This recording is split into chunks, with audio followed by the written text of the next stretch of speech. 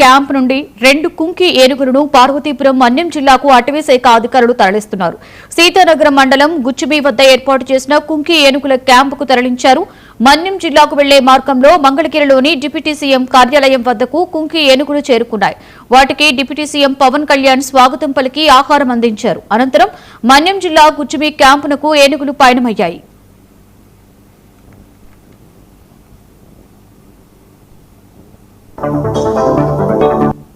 తగ్గించడం ప్రజలకి wild animals పట్ల ఒక మంచి అంటే అవేర్నెస్ క్రియేట్ చేయడం అన్నమాట.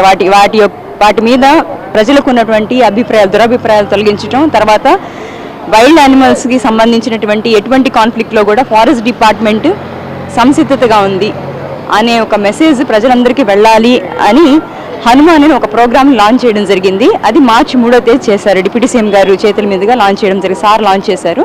అందులో భాగంగా ఏంటంటే ఇవన్నీ ఈ ప్రోగ్రామ్స్ అన్ని చేసుకుంటూ వస్తున్నారు. ఇప్పుడు ఇందులో ఏంటంటే ఈరోజు జరిగినటువంటి కుంగి ట్రాన్స్లొకేషన్ ఏంటంటే పలమనేరులో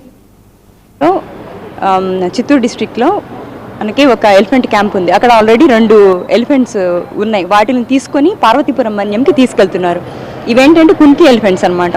అందులో 2 ఉన్నాయి ఎలిఫెంట్స్. ఒకటి జయంత్ అని, ఒకటి అభిమన్యు అని. జయంత్ అనేది మన దగ్గర ఎప్పటి నుంచో ఉంది. ఈ అభిమన్యు అనేది ఏంటంటే last year sir Karnataka forest department sir చొరవతో కర్ణాటక ఫారెస్ట్ డిపార్ట్మెంట్కి ఆంధ్ర ఫారెస్ట్ డిపార్ట్మెంట్కి ఒక MOU జరిగింది. అప్పుడు వాళ్ళ దగ్గర నుంచి కుంకి ఎలిఫెంట్స్ ఇస్తామని మనకు చెప్పారు. అందులో భాగంగా ఆల్రెడీ ఒక 4 కుంకి ఎలిఫెంట్స్ మనకి ఇచ్చారు. ఆ 4 అభిమన్యు ఒకటి అనమాట. అది ఆల్రెడీ ఇది ట్రైన్ అవుతూ ఉంది.